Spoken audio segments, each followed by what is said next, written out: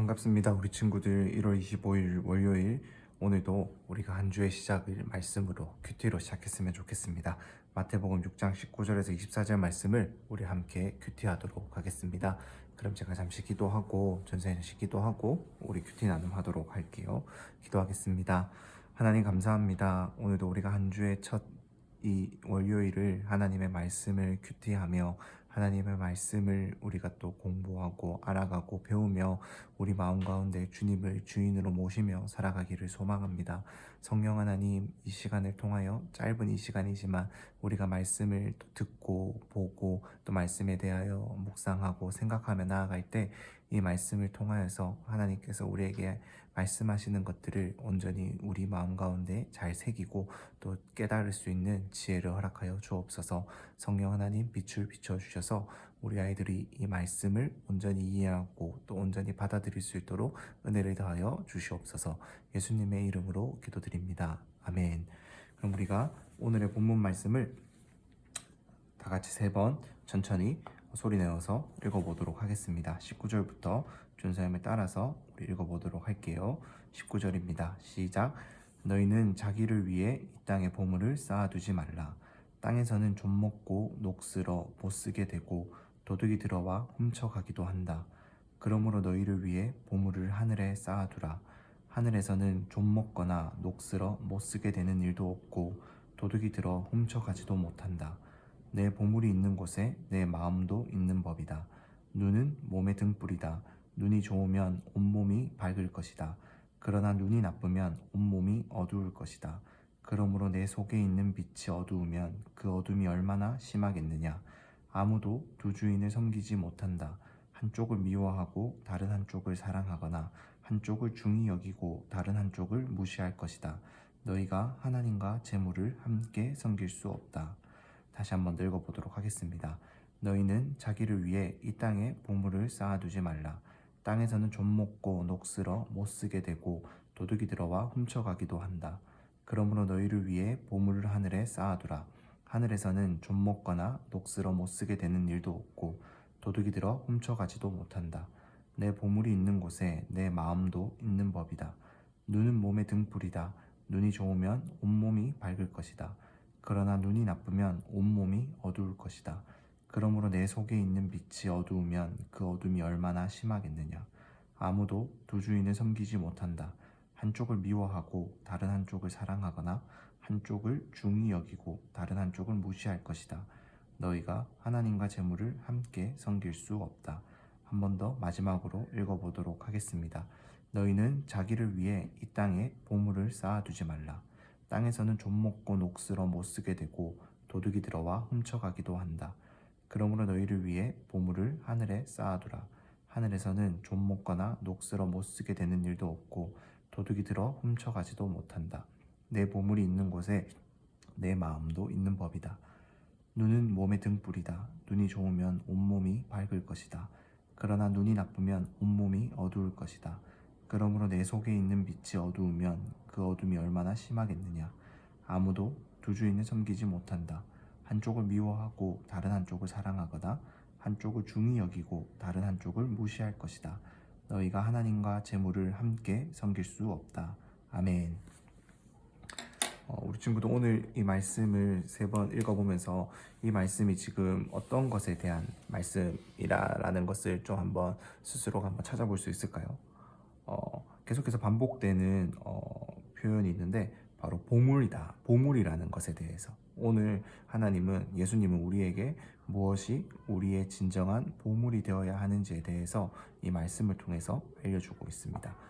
예수님은 19절 말씀에서 이 땅에 보물을 쌓아두지 말라라고 말씀하고 계세요. 그렇다면 보물을 어디에다 쌓아두라고 하시죠? 보물을 하늘에 쌓아두라라고 이렇게 말씀하고 계세요. 이 땅과 하늘을 이렇게 대비해서 비교해 두고 있어요. 우리는 예수님이 보셨을 때 이 땅에 살아가던 그 이스라엘 백성들과 우리 모두가 참 보물을 이 땅에다가 쌓아두면서 살아가는 것처럼 살아가기에 땅에 막 쌓아두면서 살아가기에 예수님께서는 우리가 쌓아두어야 될 보물의 위치는 땅이 아니라 하늘이다. 하늘이다라는 것을 말씀해 두고 계세요. 우리가 땅에 보물을 쌓아둔다라는 것은 어떤 걸까요?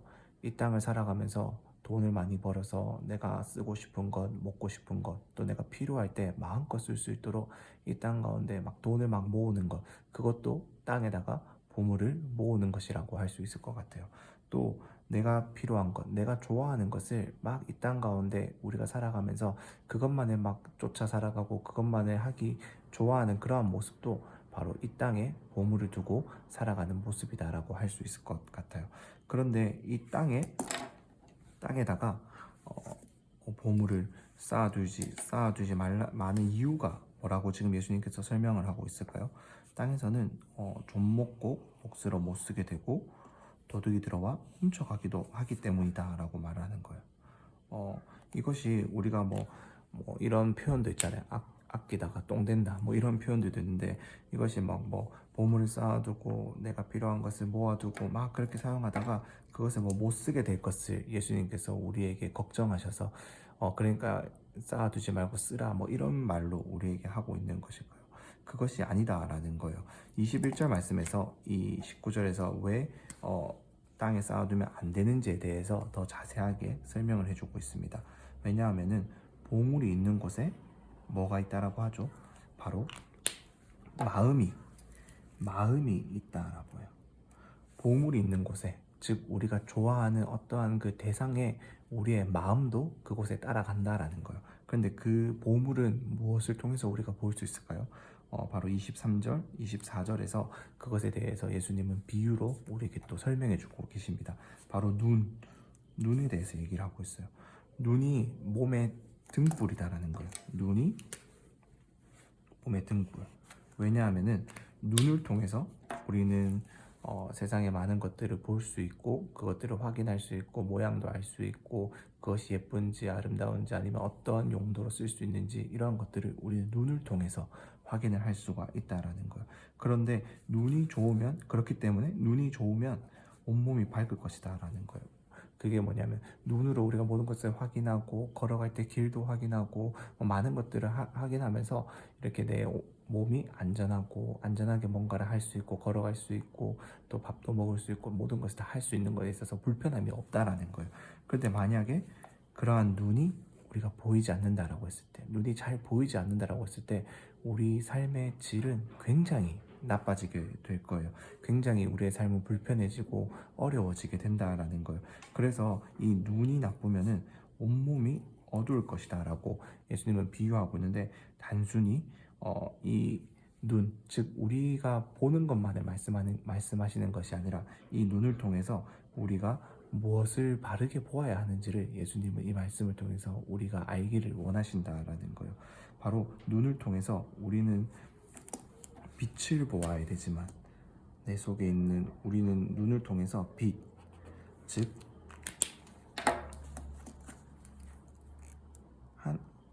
하나님이 기뻐하시는 것들을 우리가 보아야 하지만은 만약에 우리가 어둠을 본다면 하나님이 미워하시고 싫어하시고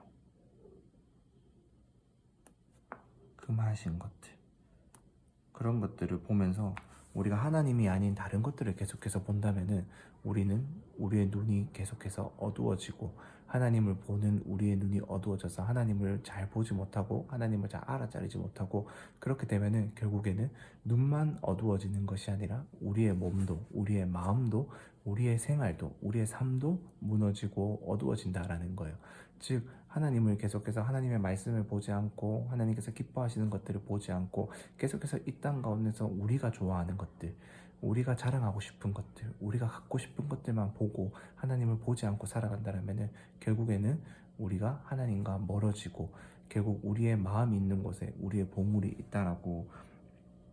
있는 곳에 우리의 마음이 있다라고 했기 때문에 우리의 마음의 그 보물의 자리에 하나님이 아니라 예수님이 아니라 다른 것들이 그 마음의 자리에 보물의 자리에 차지하게 되어서 하나님과 예수님이 아주 우리의 삶 가운데서 아무런 의미도 없어지고 쓸모도 없어지고 능력도 없어지고 존재의 중요성도 없어지는 그러한 악한 결과를 우리에게 불러올 수 있기 때문에 예수님은 우리가 정말로 이 땅을 살아가면서 어떠한 것을 보면서 어떠한 것을 우리 마음의 보물로 두어야 한다라는 것을 우리에게 이 말씀을 통해서 알려주고 있습니다.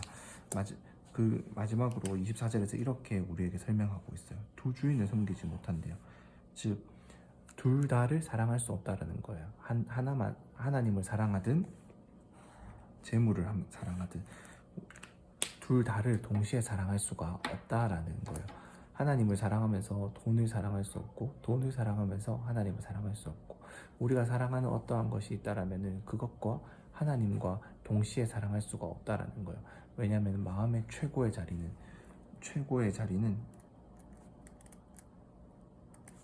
한 자리이기 때문에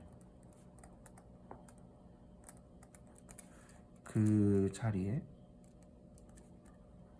무엇을 두어야 할지는